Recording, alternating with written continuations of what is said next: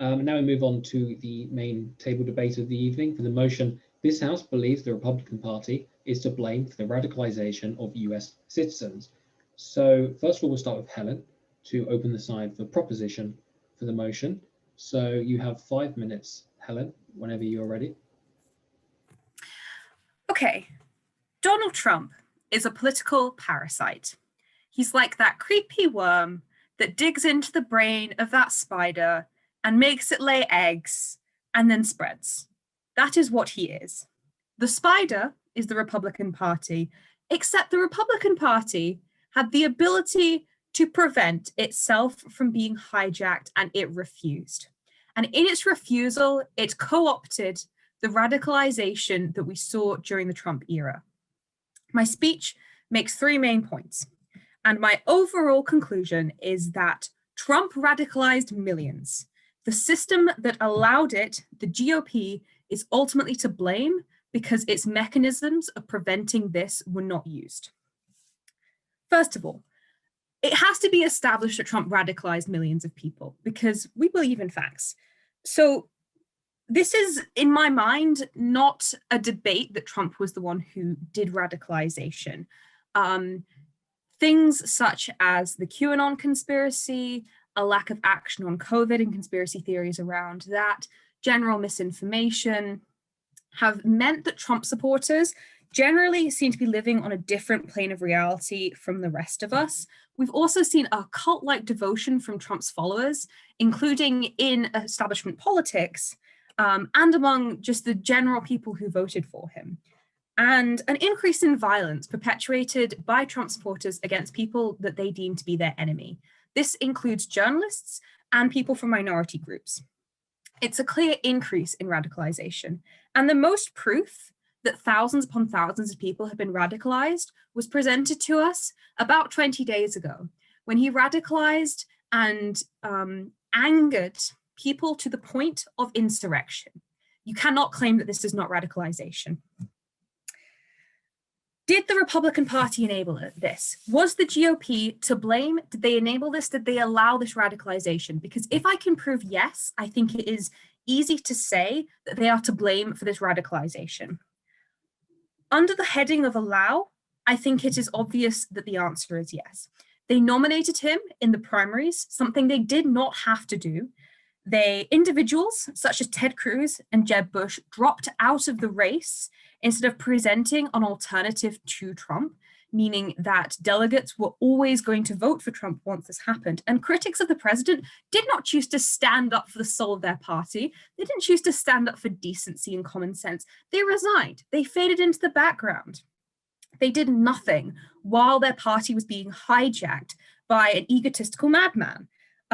So they didn't stand up for their party. They allowed him to take control of their party. And then once he had control, they enabled it. They didn't employ their checks and balances. They've parroted Trump's talking points for 5 years, including on COVID, including on the insurrection, including on election safety. They've defended multiple indefensible statements by Trump, statements that have had him impeached, statements that have had him investigated, statements that have had him on every single news network because of how offensive and horrible they are. They have allowed their hunger for power to cloud their common decency and their judgment of what's best for the country. And it has allowed misinformation to spread and radicalization through this misinformation to happen. People like Ted Cruz went from calling Trump a pathological liar in 2016 to calling and canvassing for him by the end of the election campaign, and now just literally lick his boot because they think that they'll give him something, and they renominated Trump a second time. So it's further enabling, allowing Trump to continue his way of radicalization. In the 2020 re-election bid, they re-nominated him. And first, they also, when there was the ability for them to walk away and wash their hands of Trump, they didn't twice. They did it during the first impeachment in late 2019, during the Senate trial in early 2020, and again 2 weeks ago. They had the ability to wash their hands of him, and they chose not to. And they're doing the most not to impeach him the second time. They are repeating his lies and trying to allow an insurrection to go with no consequences, when if it was any other country, they would be marching in to restore democracy. My final, very brief point is this blame is exacerbated by post-inauguration actions. The ability to disavow Trump, as I said, is there, and they are not taking it. By not taking this ability and washing their hands of him and denouncing him, they are co-opting the radicalization that has been committed by Trump. They are saying this base of radicalized, violent white supremacists is our base now. We want it. And that is why the radicalization is their fault. Thank you very much, Helen, for the opening speech tonight. I'd like to remind all people that you can ask POIs between minute 2 and 4 to the other side. And now we move on to George, opening the opposition side. So George, whenever you're ready, I'll start a timer. Wonderful, thank you.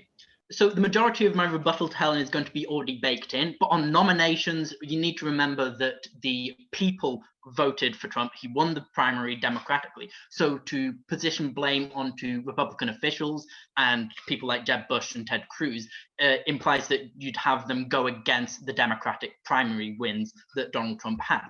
To frame the opposition, we're going to be talking about Trump and the Republican Party as one symbiont body, because the elephant in the room of the elephant emblazoned party will be, for the next decade, Trump. So Trump stood on that stage, but the question is, who is ultimately responsible for such radicalization? Blame for radicalization should not be apportioned to the GOP, but to the system itself, and a failure of that system, which claims to be for the people, by the people, of the people, a system that's made up of Congress, both parties, and the Electoral College. Trumpism and the ultimate result, the storming of the Capitol, was a failure of government, a government which should be protecting workers' rights and conditions, which doesn't.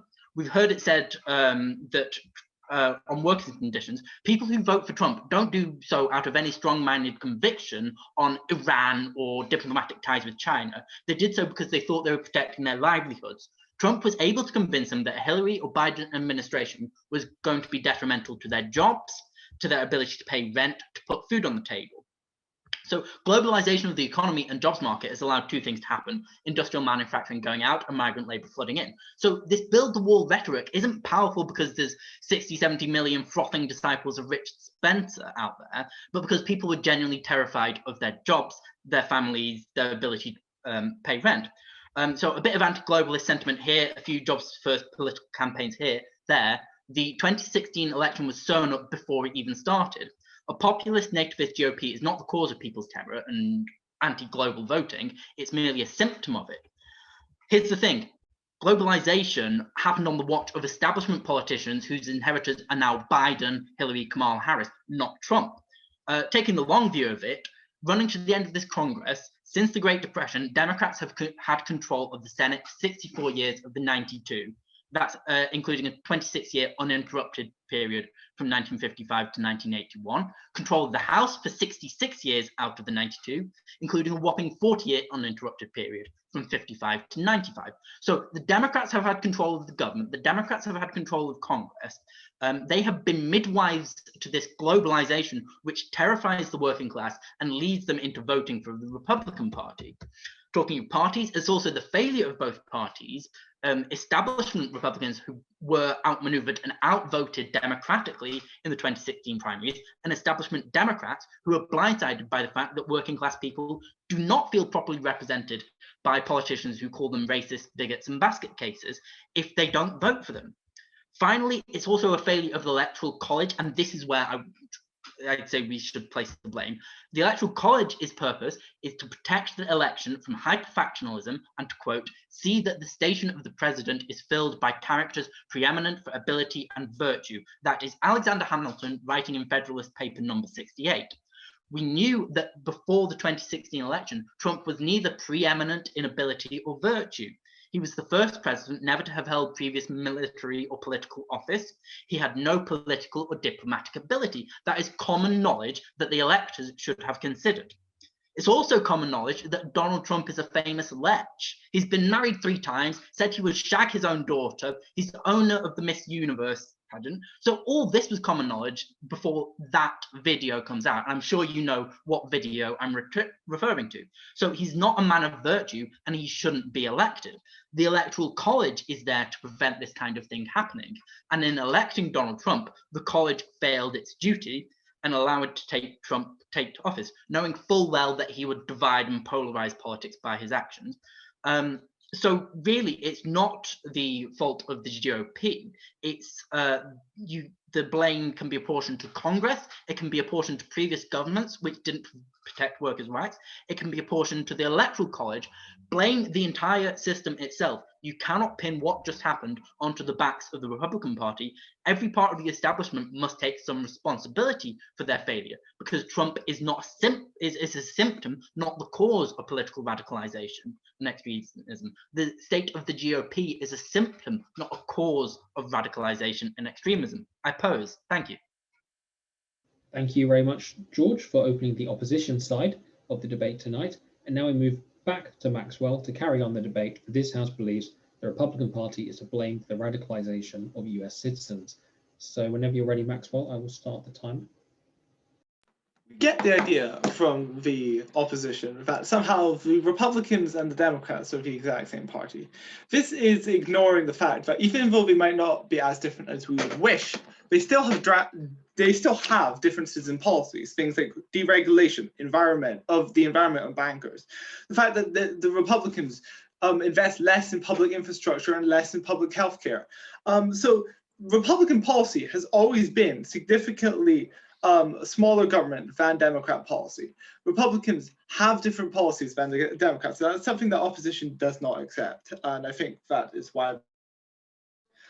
So specifically, especially in the Republican-held South, which is one of the most poorest areas in the USA, they do things that involve things that involve deregulation banks, deregulating environmental policy, as seen in Trump, something that's actually just a continuation of previous politics. They've also opposed, for example, Barack Obama's attempt to reform the government. So he implemented basic health care, which wasn't there beforehand. He also tried to implement a ton of other policies that would help people and deal with the economic divide in the USA, but was hindered at its every turn by the Republican Party, by specifically the Tea Party movement, which aimed to just hinder Obama's every single action.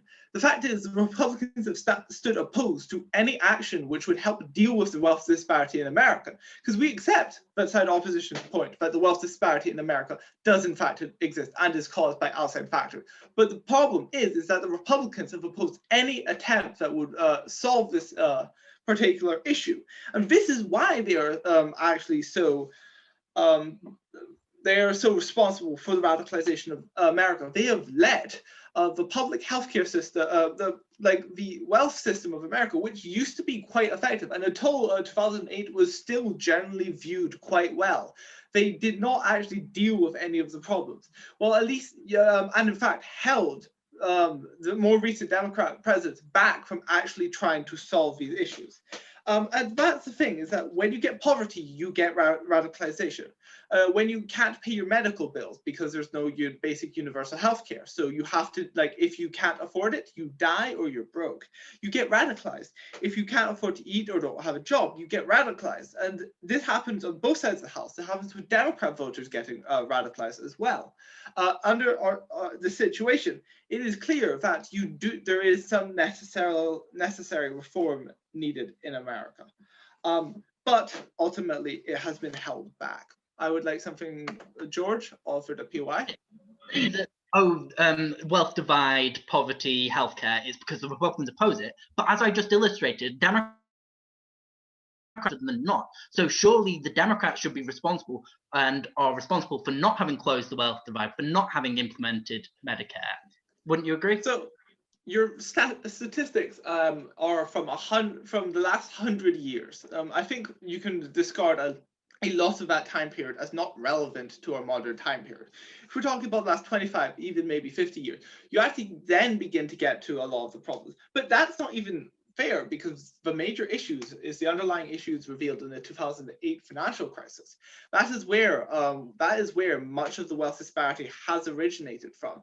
That is where at least the understanding that this has happened, perhaps even the time approaching this. So the fact is that up until that point, America was doing quite well, and it's quite clear that even the public perceptions of America were it's a great place to live and you want to go there, and many people had gone there. So the idea that the idea that 100 years ago it's relevant to say that the Democrats were in charge isn't the case.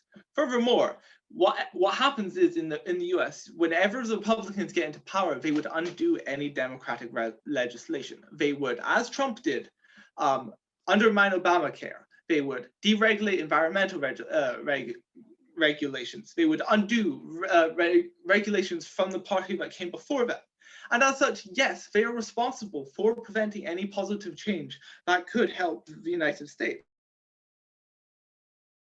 Even the Republican Party directly with Trump is responsible for the radicalization, as a partner said. They're also indirectly responsible for the radicalization of the USA by planting the seeds of poverty that would continue to sprout and result in this unrest that Trump manifested.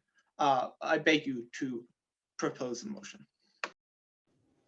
Thank you very much, Maxwell. And now we move back to Jordan on the opposition side to carry on the debate. So Jordan, whenever you're ready, I'll start a 5-minute timer for you.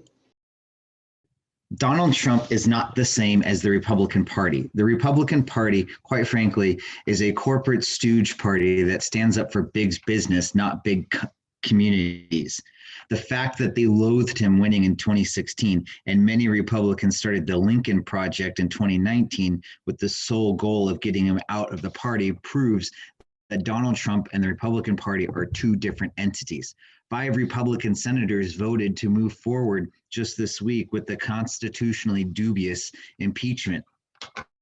Trump's support from the Republican Party is at best transactional. They only care about supporting him as long as he's in power. The Republican Party is simply unable to radicalize people because it is a boring, slightly right centrist party. They are more concerned about crony energy projects than actually engaging with their base. If you accept the premise that people have been radicalized by Trump, then it must be made clear that Trump supporters are not products of Trump's rhetoric. Instead, they are products of the project to bring him down by his opposition. The constant messaging from the media about Trump have only ensured that supporters dig in further and their positions more entrenched. There must be an understanding that the mechanisms of radicalization is much more than simply fiery speeches, but also the conditions of living and surroundings. Radicalization caused by a mainstream political party is simply an untenable position, because then it can be implied that the SNP or the Democrats equally can radicalize supporters. If Nicola's acolytes are saying that Scotland is, quote, being enslaved by England, this sort of language reminds us somewhat of Trump. Stronger for Scotland's slogan is simply keep Scotland great again, isn't it? But we wouldn't say Nicola radicalizes people, or would we? So is the contention about the Republican Party more about the Capitol protest or Trump? No one person is responsible for the actions that day, especially when Trump asked supporters to, quote, march peacefully and patriotically. These people are in charge of their own actions and no one else. The people who did march peacefully and patriotically are not radicalized. They are simply Americans expressing their freedom of expression and their First Amendment and Second Amendment rights. The people who committed criminal acts deserve to be treated like the criminals they are and held accountable for their actions. But this small minority cannot speak for the larger Trump movement or Trump supporters, and further than that, the Republican Party as a whole, which at best has a very uncomfortable relationship with Donald Trump. Now that Trump is not in office, the political climate in America seems to be cooling down. It will be interesting to see if people keep the same rhetoric about the Republican Party as they do now. When they were in power under George W. Bush, no one implied that they were radicalizing people. I think the debate needs to move further away from the Republican Party as a whole, but rather than to Donald J. Trump. And if we're going to conclude that Donald J. Trump did in fact radicalize people, I think we need to understand further that no one religion, no one party no one ideology in it of itself can help to radicalize. It can be a component of radicalization, but it cannot be the only component of radicalization. And we've seen other people in the debate start to bring these things up, whether it's economic conditions, whether it's economic inequality or lack of having a voice in government. We start to see that there are other components. And these are things that Donald Trump is not necessarily accountable for, or even was a part of the political system at the time that enabled the conditions to be made for the situation where people at the Capitol felt that they had nothing left but to do the actions that they did, that was the only way that their voice could be heard. That isn't necessarily a product of Trump. He is just merely a conduit for that emotion and that anger, but that doesn't necessarily make him the key component of radicalization. Thank you. Thank you very much, Jordan, for carrying on the side of opposition. And now we move back again to proposition with Dasha for a 5-minute prop speech. So whenever you're ready, Dasha, I'll start the 5-minute timer. I will start with responding to the very last sentence, which is saying that it is not a product of Trump. And yeah, that is exactly what the debate is about. It is not a product of Trump specifically. It is the product of the actions of the whole Republican Party. This is something we are trying to debate here on the side government. So I will talk about the 2020 platform of the Republican Party as one of the key reasons as to why the civil population of the country radicalized. However, first, a really short rebuttal regarding how radicalization is a result of a lot of things that happen to people. That was brought up by the previous speaker. Yes, however, those conditions that people live in, those things that happen to people, IRL, they are the results of legislations passed by the Senate, and those legislations which are passed or are not passed due to filibustering are something that is the result of the actions of certain parties. And in the years from 2010 until 2016, when Trump was not in power, when we did see that the Congress was sometimes democratic, Republican Party has participated in many cases in filibustering in order to block certain legislations from being passed. So it cannot be just said that the reason that the public was radicalized is because of the actions of the Democratic Party. The Republican Party is just as much to blame. However, on to my main point. Undoubtedly, a radicalization of the civilians is not a new thing. However, Republican Party platform, even in 2012, was inherently divisive towards the general population, with their actions against centralized decision-making, which has made people feel unequal in different states. And here I can very specifically think of the Marriage Protection Act, for example, which was trying to ban the recognition of marriages of same-sex people made in certain states from being recognized in other states as marriage. Regarding the global warming, which was in many ways denying it. So that affected a lot of young people who feel that the lack of actions from the government and from the party pushed them to become more radical. Or we can even think about the whole question about whose lives do we care more about, the fetus or the mother? And then from that point onwards, if we care so much about the life, then why do we not care about the lives of the people of minorities? However, the 2020 platform of the Republican Party is very interesting. It doesn't exist. They did not have a program for the year of 2020. What they chose as their program is to support Trump. So from this point onwards, we cannot say that Trump and GOP are not one and the same, because they chose to say that their platform for this year is to support Trump in his election bid. Just supporting Trump, no other official positions. This was the key destabilizing factor that pushed masses to become more radical, both internally and externally. There have been many things that were building up to it, but at the end of the day, the things that pushed people towards action, towards protest on the streets, is this decision by the Republican Party to not have a position. It is their decision to just give Trump the full freedom of a platform. to decide what the Republican Party for that year stands for. And as we can see, this year has been very destabilizing in general for the world, unprecedented times. We have heard all of that before, but that is the truth. Lack of clean structure and positions cause people to not know what they are supporting and what they are voting for. This causes misinterpretation of messages and thus increases internal confusion, which inherently leads to internal radicalization and tensions. On the other hand, 2020 was the year of civil movements. It was a year of the Black Lives Matter movement. It was a year when Me Too movement became even more powerful. Human rights became above everything else. A lot of people got tired of the old platform and the suppression of rights. And the big mistake of the Republican Party was the lack of condemning of the people that were causing the suppression. And on the other hand, the support of the oppressive parties. Even if they would have condemned in a way, the fact that they did not support the civil movement is something that was pushing people externally from the party to become more radical. Topped with the position of President Trump regarding these positions, it was just caused a general radicalization. Thank you. Thank you very much, Dasha, for the third proposition speech of the night.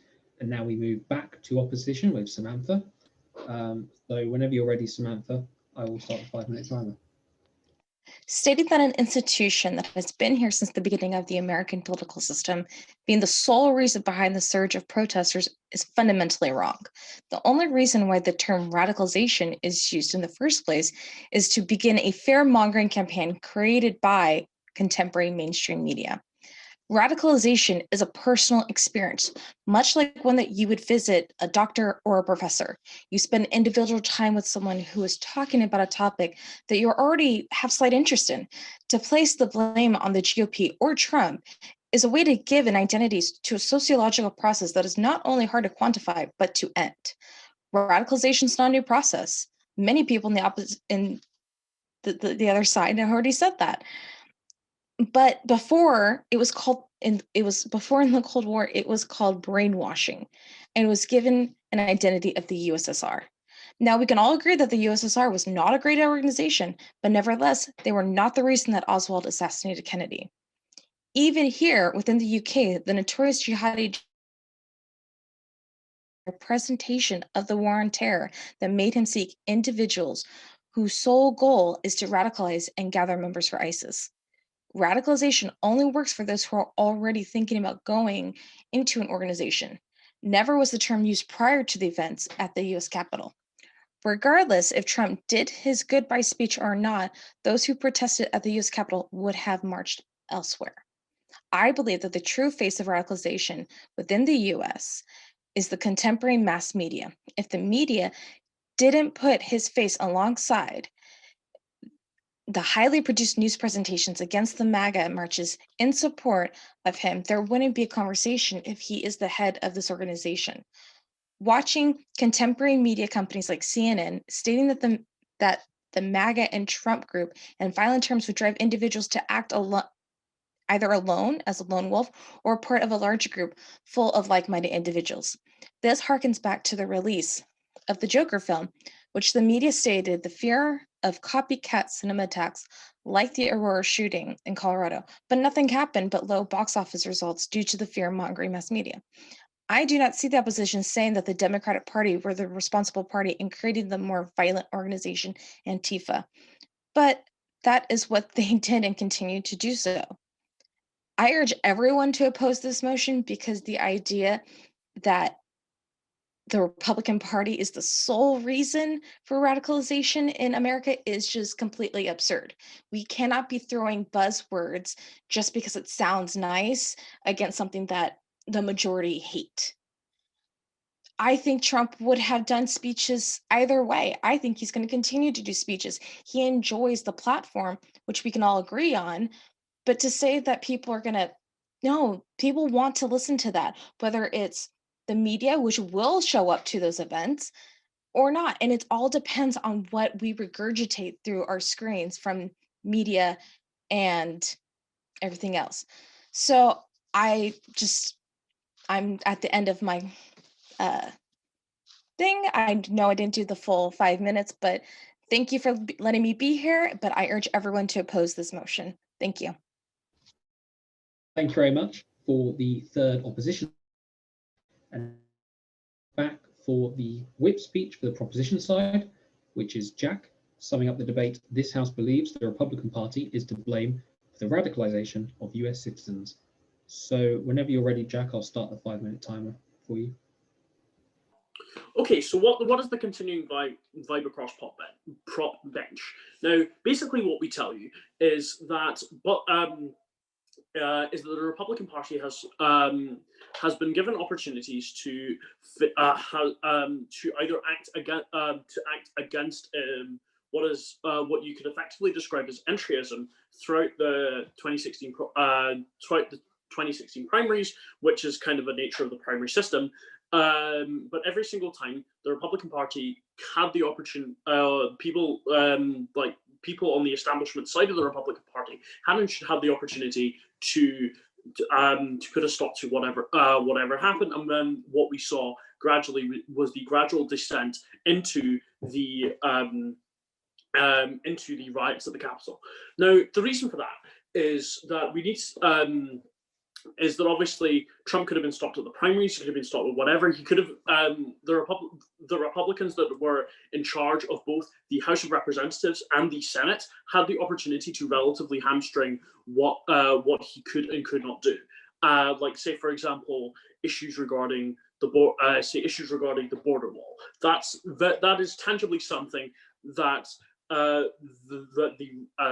at the time Republican-controlled Senate could have easily rebelled against him for. Considering that, considering that at that time that a large number of Republican senators are probably not, you could characterize, having been elected pre-Trump, having been elected before that phenomenon, are probably people that are not particularly friendly towards him or his policies. Now, the Republican secondly to that, you had, as the Prime Minister pointed out, Republican representatives who were generally quite hostile to Trump and his campaign, had they mainly chose to leave in the 2018. Mainly chose to leave in the 2018 congressional elections. They decided, I want out, I don't want anything to do with this, therefore not performing their civic duty to actually try and take a stop to the riots, to try and take a stop to whatever was going on. And again, what is the product of this? Is that Trumpism in the Republican Party will survive beyond Trump, mainly in the form of Ted Cruz and Josh Hawley, both of whom you could generally argue have enough. Well, they have enough media platform that, like, I, as someone who is not American and does not live in America, are aware of them, their existence and their platform. I am broadly enough aware of the fact that like the general interpretations that they specifically have, like you could generally tempt them to have presidential ambitions, in particular Cruz. Well, you've seen that he has presidential ambitions, and I think that from that, from there you could argue that the Republican Party has failed both in terms of like being the Republican Party as an institution, had an ability to fight back. Yes, George, I'll take you. So with the idea of the Republican Party and radicalisation continuing in Josh Hawley and Ted Cruz, is you haven't rebutted the point about the fact that the Democrats are failing to offer any serious alternative to Trump. They've just offered more of the same. So isn't the fault more on the Democrats than on the Republicans for this radicalisation? Well, not really. I don't think that it's I don't think it's the fault of the Democrat. I don't think it's the fault of the Democrats that people have been radicalized. It's probably true that the Democrats represent everything that is wrong. I think the Democrats aren't to blame for the radicalization. You could definitely argue that they did nothing to stop the radicalization, and that's and that's as far as I can see. However, the Democratic Party, in and of themselves, have done nothing. have kind of have done what you could expect them to do in terms of fighting back against against kind of like the Trump agenda, fighting back against those policies. You've done what they expect them to do. It is probably true that the Democrats in government have offered nothing expiring, but particularly that is something to do with, like, you could, for example, argue that the Obama presidency, the Obama administration was hamstrung by initially a Republican House of Representatives elected in 2010 and then a Republican held Senate elected in 2014. Therefore, they couldn't do anything that they particularly wanted to do that could therefore be described as more of the same, which could therefore lead to that radicalization. That is no fault of their own. So what has Prop Bench told you today? We told you that the Republican Party, at every single opportunity that they had to potentially fight back against Trumpism, they chose not to. They chose to side with Trump. They chose to not stop that. We saw what that led to. We saw that presidency, and we saw the riots for ourselves that the Republican Party can and should have stopped, but they did not, and that is why side government inevitably wins this debate. Thank you very much, Jack, for closing the side of proposition. And now we move to Robert to finish the side of opposition and the floor debate as a whole. Opposing the motion, this House believes the Republican Party is to blame for the radicalization of US citizens. So whenever you're ready, Robert, I'll start the timer. Right. I think the question we are asking here is, could Trump have been stopped by the Republican Party? But there's a subset to that of, would the steps that the Republican Party took to stop Trump have been reasonable? Because we've had it suggested from the other side that the Republicans could have just not put him forward as the presidential nominee at some point. But the fact is that would be a contradiction to the primary process, which is a democratic process. So you see from that thing there, it's not really the fault of the Republican Party. They are being a democratic institution. The people were already radicalized to vote for a radical candidate, right? And so that comes with a lot of the arguments that the proposition have put forward, is that there is a base of support for Trump in the population. And that base is why Republicans have backed him, right? They have backed him because they don't want to lose the votes, because they don't want to, they fear the political power that he has, and they want to be able to capitalize on that power and move forward with it, right? Rather than backing against it. So we then need to ask ourselves, where does this radicalized population come from? What has caused them? And has it been the Republican Party? See, Maxwell suggested that it had been from years of neglect and poverty that they have instituted on America. But I would disagree, because I think America's always been radical. I think you can look back at the Jim Crow era, at the Tulsa race massacres, and the amount of terrorist violence that took place in the South at that time, and see that America has a problem with people being radical, with people willing to kill others because they are different and because they oppose their political viewpoint and oppose their hold on power, right? And that, I would like to say, is prior to the party switch. That is prior to the modern parties as we know them. That is when the Democrats were still the Dixiecrats and the Republicans were still the party of Lincoln. So you can take it that far back, and as my bench has gone down and they have highlighted other institutions that fed into this, other institutions that made it inevitable that this radicalization would happen. When you have media that is focused so much on making the story as big as possible and trying to get as many views and make everything as polarized and as violent as possible to get those views, you're going to get people thinking they are under attack the whole time. And that leads to radicalization. When you have an electoral college system that allows you to get into the presidency with a minority number of votes and makes it so that so that individual states matter, you are going to get confusion over the electoral process, and you are going to get people thinking that it can be rigged, and you are going to get minority voted candidates winning for no well-explained reason. No one can explain why that's still a good idea. And when you have histories of partisanship and of the parties not getting along and trying to obstruct each other, which is not a necessarily modern phenomenon. It's a phenomenon that goes back to the Jeffersonian and Hamilton rivalry in the very start of the United States. You have all the conditions that means that people are going to get frustrated, people are going to get angry, and then they are going to turn to they're going to turn to their extreme media, feel like they're under attack, and then they're going to go out and vote for the radical candidates.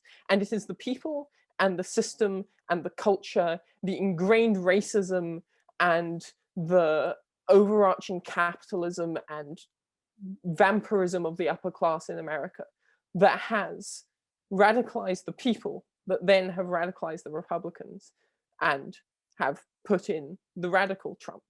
And on a final point, Trump wasn't always radical. Trump's an opportunist. Trump has been a Democrat, he's been an independent, he's been a Republican. He has had so many different political opinions. He's been radicalized by the people. He's gone for things that work, not led the party. Thank you. Thank you very much, Robert, for concluding the side of opposition and the table speeches as a whole. Now we are going to move on to the vote for this evening. So the way we vote in this house is everybody will raise a hand when I say proposition, or you'll message in the side chat or to react onto your screen. And then I will say opposition, and you will do the same to show that you are in opposition, or if you're an abstention to the motion at all, you just stay silent throughout the entire thing. And yeah, so in proposition of tonight's motion, this House believes the Republican Party is to blame for the radicalization of US citizens. Please raise your hand, go into the side chat, or react at all to this. Thank you very much, everybody. Okay, and in opposition to the motion. Thank you very much, everybody. Okay, so that is proposition winning just, but is proposition winning. So this House does believe that the Republican Party is to blame for the radicalization of US citizens. So before we go, we're going to announce next week's debate topics. So next week's motion is this House would support a universal basic income. This will be again on Thursday at 7 o'clock. If you would like to speak, please message either myself or Gavin McKenzie, or message our Debater Facebook page. It'll be again on Zoom, and everybody is welcome to come along, even if it's just to watch rather than participate. So on that, I'd like to say thank you very much to everybody for coming along tonight. Thank you to all those who volunteered to speak for us. I hope we see you again, especially for first-time speakers. Until then, yes, thank you very much, everybody. See you next week.